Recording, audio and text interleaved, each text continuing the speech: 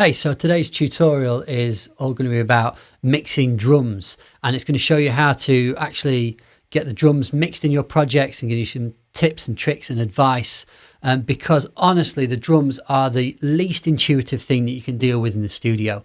And what I mean by that is that if you're recording an electric guitar amp in the studio, it's really obvious where the sound comes out. You put it in the corner, you stick a nice microphone in front of the speaker, you record it on one channel, and when you come to the mixing stage, you turn that up or down to blend it into your mix. And it's the same with the vocals. You'll record the vocals with one microphone.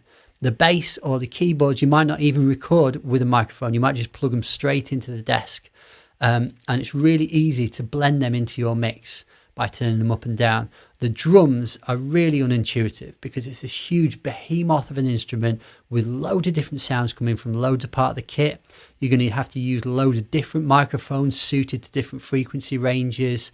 And then even if you get all that recorded properly in the studio, it's a whole nother nightmare trying to mix it all together in your projects afterwards. So today's tutorial is hopefully going to demystify some of that, give you some tricks, tips and some advice to help you get your mixes sounding as good as they possibly can do, as quickly as they possibly can do.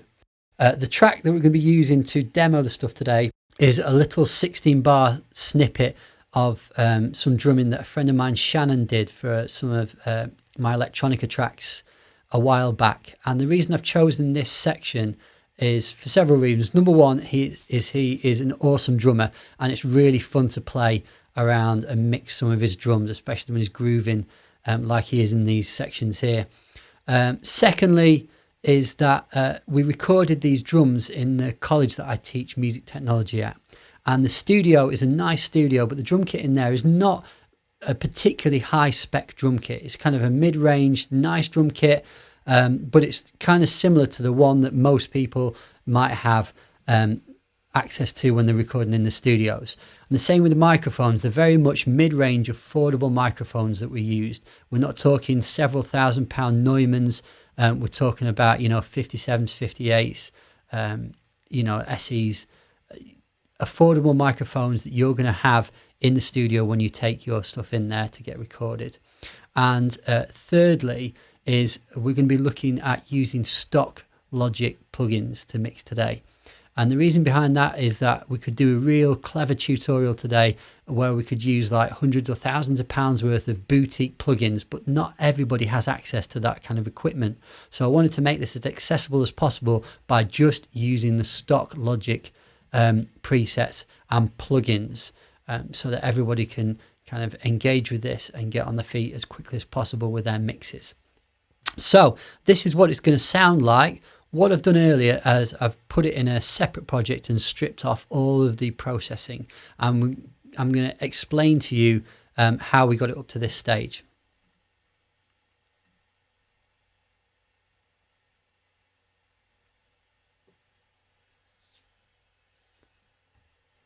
Right, so here is our raw drum takes here. I'm going to split this video up into two parts. The first part is our prep for our mixing, because there's a lot of things that we need to do to each individual channel to prepare it for mixing. And the second half is the mixing itself and some extra tips and tricks you can do when you've got all your drums individually sounding as best as they possibly can do. So this is where we started. These are our raw drum takes. You can see they're all set at 0. There's absolutely no processing on here. And this is what they sound like.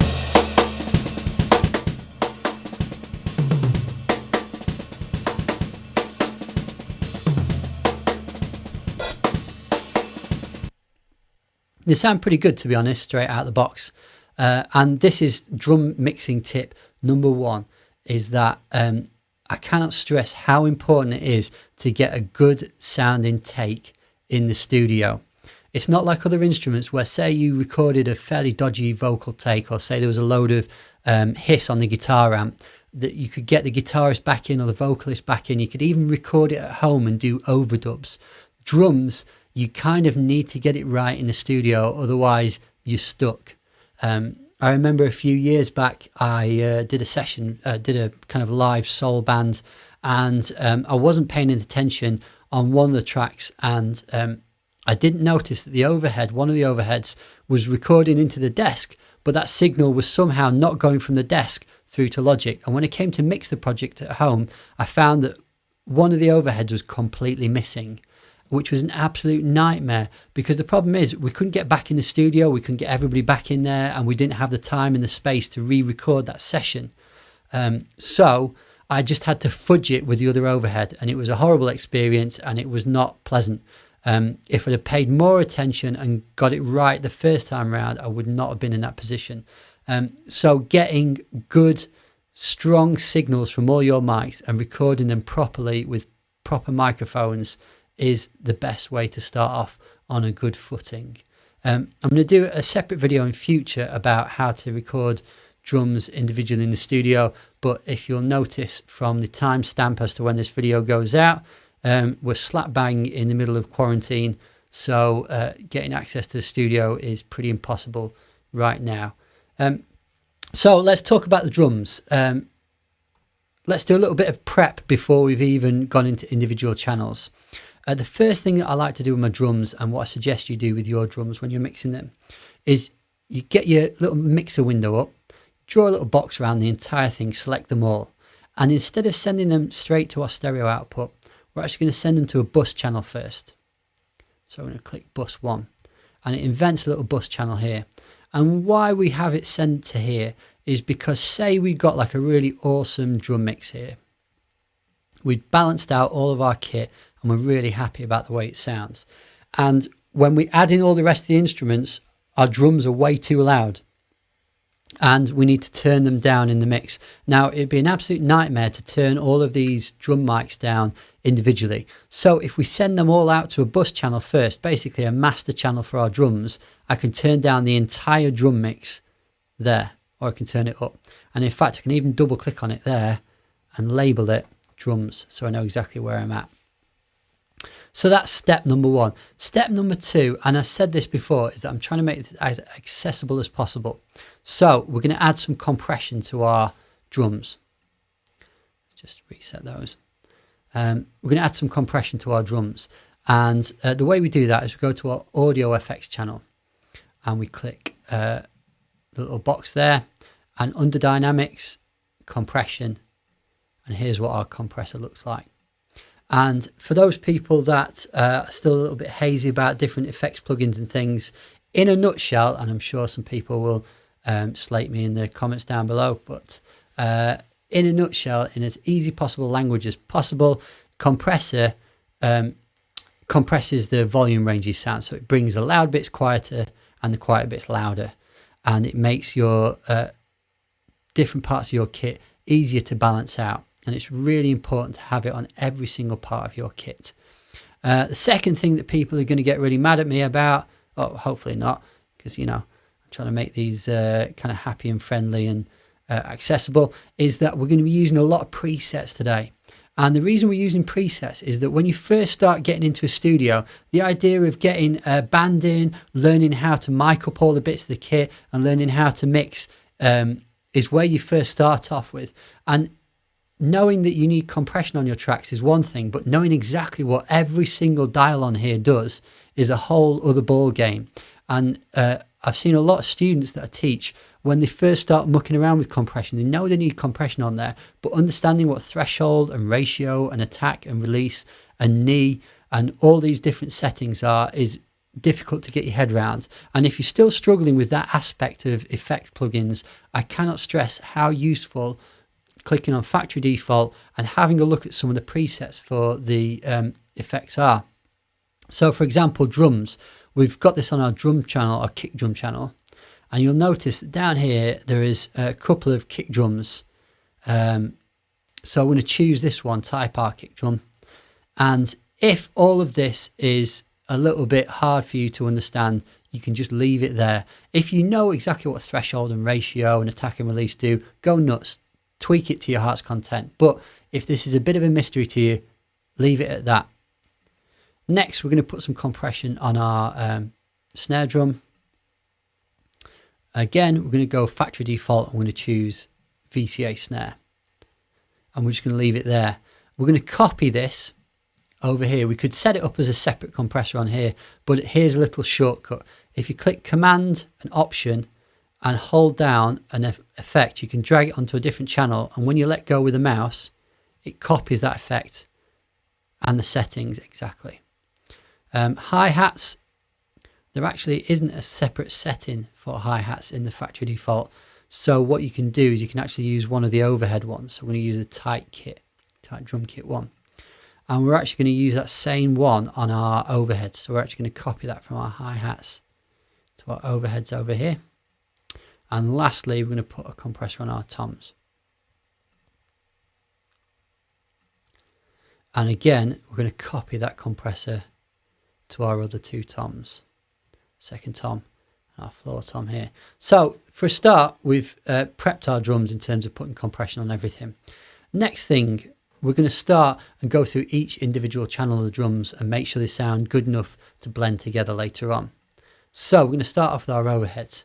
And the reason we're going to start off with our overheads is because they are the two most important microphones on the entire kit.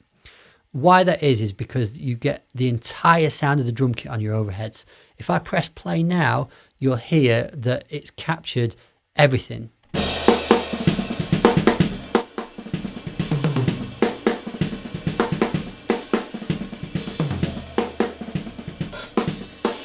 You can hear the kick drum there, you can hear the snare, you can hear the hats, the cymbals, everything.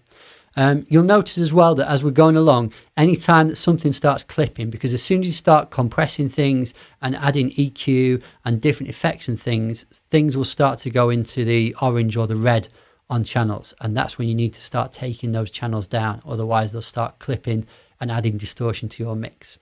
So the overheads. Now, we could add some EQ on here. I'm not actually going to add an EQ on my overheads, and there's a reason behind that, and that is because one of the most common mistakes I see when people start EQing different instruments in their mixes, and it's not just limited to drums, it's all of the instruments, is that they can absolutely pulverize any take by going nuts with their EQ. And loads of times I'll kind of go in student projects and I'll just see like EQs that look like this, and they're all over the place and they just sound crazy. So a real good way to get started with your mixing is to not go too crazy with EQ. I actually quite like the sound of those two overheads there. The only thing to do is just to make sure that they're both at the same kind of volume, because you want them to be balanced out left and right. But the only other thing that you need to do adding compression is to pan your overheads. And the reason you want to pan your overheads is that we recorded a left overhead and we recorded a right overhead. And if we put them in the middle on top of one another, we're kind of getting rid of that lovely effect of spreading the microphones out and trying to capture the left-hand side of the kit and the right-hand side of the kit. So what you want to do is you want to take your left-hand one, pan it halfway left, and the right-hand one, pan it halfway right. The second most common mistake I see with the drums is when people pan it hard left and hard right, which kind of seems like something that's sensible, but what it does is it separates the two microphones too much in the stereo mix, and you end up with this hollow hole in the middle. So what you want to do is just max it halfway there and halfway there. And what I'm going to do is I'm going to press play, and as I press play, I'm actually going to pan one of them halfway that way left and one of them halfway right, and hopefully you should be able to hear with your own ears that stereo image appear from when they're on top of each other in mono. Have a listen.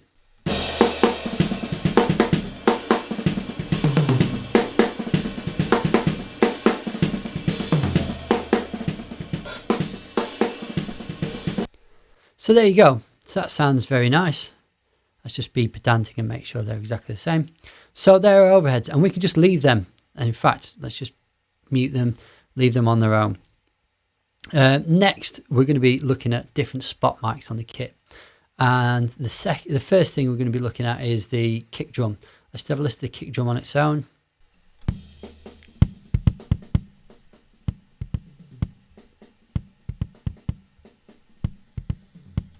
Now, I'm going to be honest with you here. When I came to mix this as a drum session in the actual track, I was slightly disappointed in the sound of this kick drum. I think if I was going to do the session again, I would like to get a little bit more oomph, a little bit more bass to my kick drum. It sounds very middly and slappy, that kick drum. It's not a disaster. It's not something we can't work with. And in fact, it's going to be useful because later on in the second video, I'm going to show you a very clever trick to fixing microphones like your kick drum that don't quite work. But for the time being, we're going to try and do what we can do with the EQ. So if you double click on the EQ, hopefully you guys should be familiar with the look of an EQ like this. It goes from 20 hertz down the bottom up to 20,000 hertz up the top.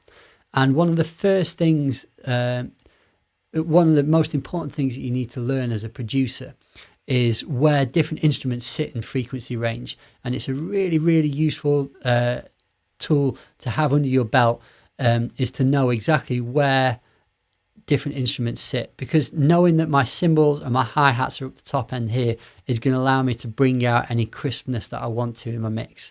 And then knowing that my snare, the crack on my snare fits in this kind of 1 to 3 kilohertz range here is really going to help.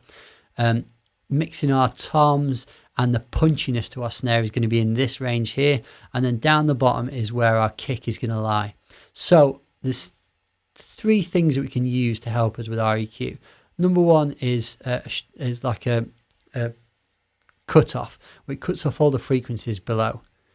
But we're actually not going to look at that today. The next one along is a shelf EQ. What that does, it looks like kind of a big slab there. You can either turn it up or down, and it turns up anything below that little dot. It just turns it up en masse. But the third one that we actually are interested in today are these little spot ones here. So you can actually choose individual frequencies, and you can drag it up to make it louder, drag it down to make it quieter. It's really intuitive. And if you actually look on the settings here, there's only 3 settings, and they're really easy to understand. Top one is frequency, higher, lower. Second one is the loudness, how much you're boosting or cutting a frequency. And the third one is what's called Q. And Q is how wide or how narrow the frequency band is that you're boosting. So let's set it somewhere like that would be handy. Oh, in fact, let's just make it a little bit wider.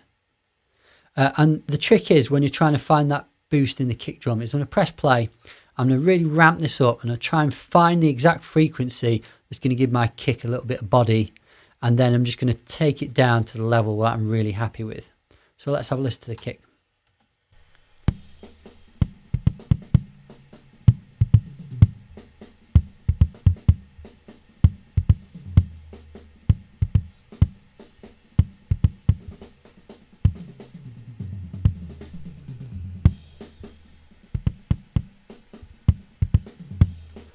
That sounds a bit better. Like I said before, it doesn't sound phenomenal because there's not loads of bass down there to boost in the first place. We're actually going to fix this a different way later on. But for the time being, that's usable.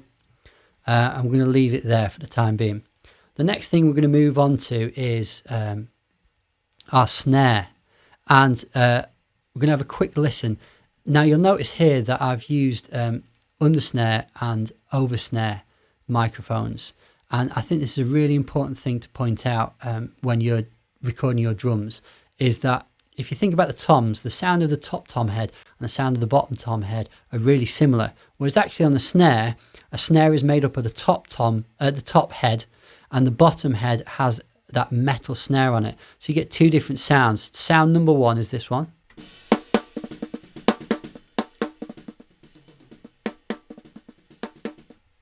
And the underneath snare is this real kind of raspiness.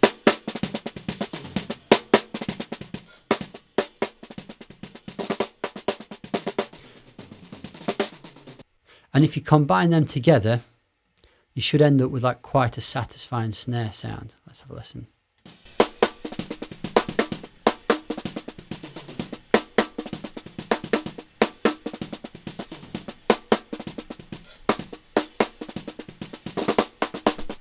Yeah, that sounds pretty good. And here's a real tip for if you're just starting out mixing and this whole thing is overwhelming you. I would listen to those two and I would think to myself, do they need loads of extra processing in terms of boosting different frequencies? I actually think they sound quite nice together.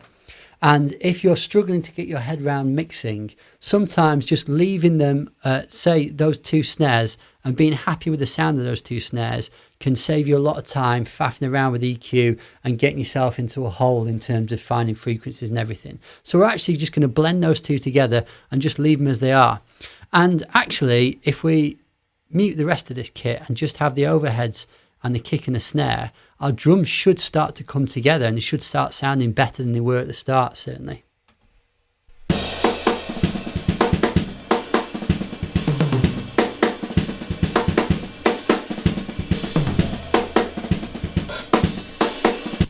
So that's the kick, that's your snare, and that's your overheads. Next we're going to be looking at is your hi-hats. We added that little bit of compression. Let's have a listen to a little bit later on where Shannon's just playing the hats on their own.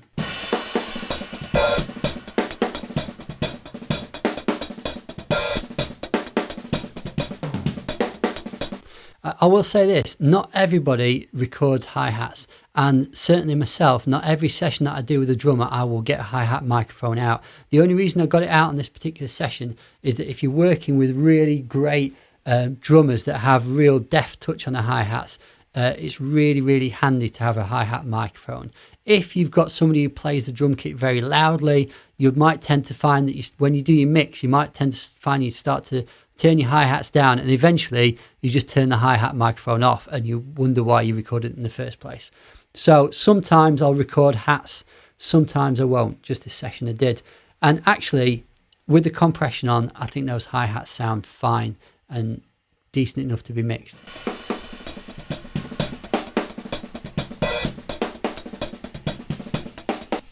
Next, we're going to be looking at toms. And like I said, this is a brief whistle-stop tour. If you want to go deep on any of these things, there's loads and loads of tutorials out there that go into real detail about every minute part. But this is kind of one to give you a rough overview. So I'm going to move on to our toms. Now, there's a problem with our toms, and you might find this with toms in your recordings. See if you can hear.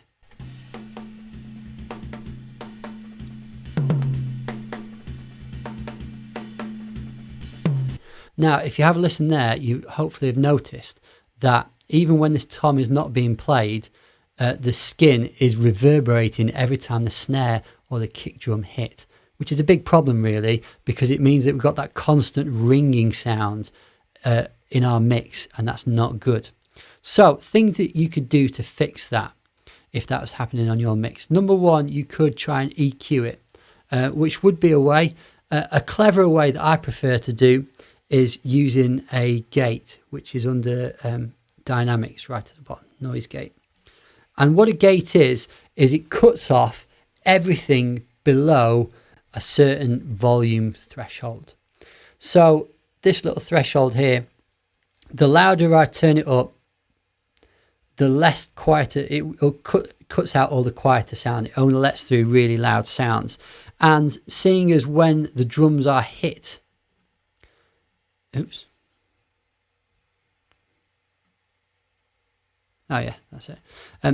You can see here, the bits where the actual tom is being hit are blatantly the loudest parts of that track. So if I can find a sweet spot, so it'll only let through the sound when those toms are being played. I'll show you what I mean. If I find a section here where you can see the toms are being played, if I turn this threshold up,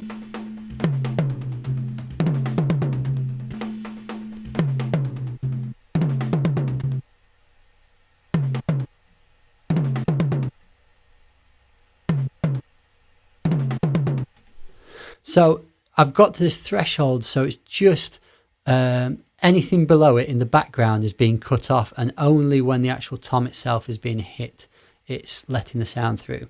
So that's sorted it a little bit. The only other things that you need to do to make this a usable gate is over here on the right hand side. And this is what I suggest you do. Number one is turn your attack down to 0. And attack is how quickly the noise gate triggers. And you want your noise gate to trigger quite quickly actually, because the tom, any drum sound is quite immediate when somebody hits it. So if I turn the attack right down, it means that my noise gate is going to open up straight away and let that sound through. The second thing you're going to want is on the right hand side is this release here. And release is how quickly the noise gate releases and stops the background noise. And at the moment it's going to sound very choppy because my release is very short.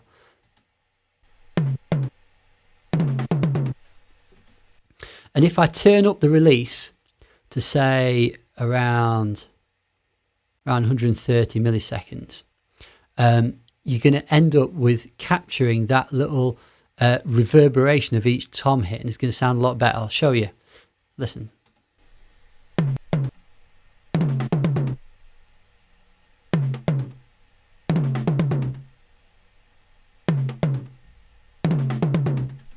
So now we've managed to capture the sound of that tom and cut out the rest of the instrument. So back where we started here, when we had that ringing tom all the time,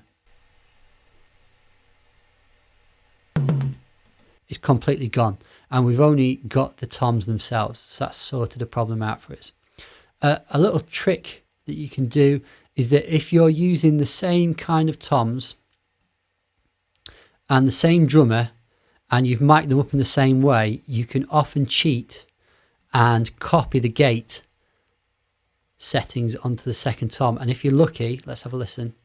Hopefully the same settings will work on the second tom as the first tom. Yeah, we got quite lucky. And if we get even luckier, it might work on the third one too.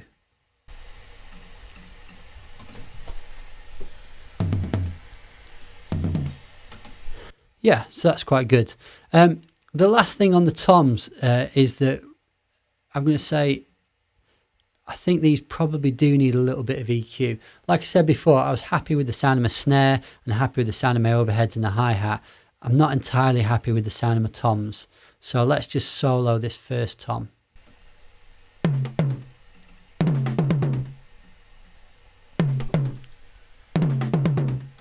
And there's two things going on here. Number one is I want to boost the beefiness down the bottom here. Let's try and do that.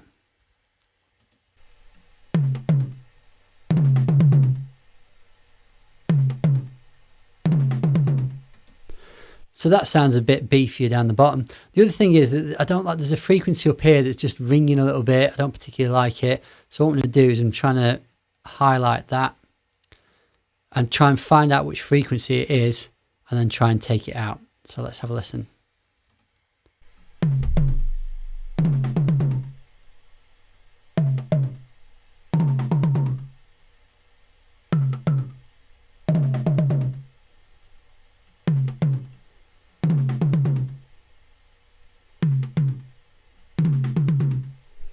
Yeah, that just sounds a little bit better. There's something I didn't quite like around this frequency range. That sounds quite nice. Let's try it on the next tom.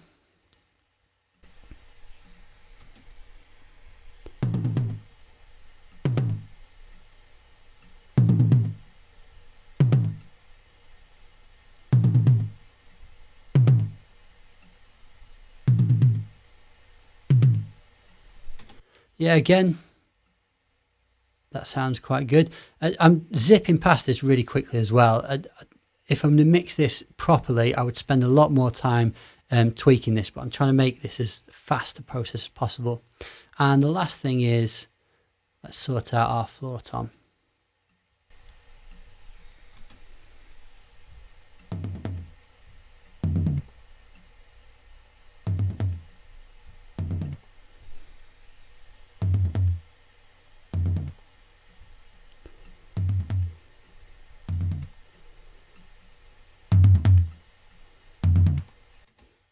Yeah, so roughly those three toms sound nice. So basically that's the first part of our mixing stage. So what we've done is we've not blended anything together. We've added compression to everything. We've EQ'd a little bit on our kick drum and our toms to get them sounding a little bit better than they did. We've left the hi-hats and the snare and the overheads alone because we were happy with the sound of it. We've panned our overheads left and right, and we've added a little bit of a gate to our 3 toms to get rid of that ringing sound on each tom in the background. And basically we've prepped our drums ready to blend together. So that's the first half. If you want to follow to the second half, there should be a little link on the screen right now. I'm going to show you how to blend them together and some tricks and some tips when you're actually mixing your drums. So thanks for listening. See you in the next tutorial. Thanks, bye.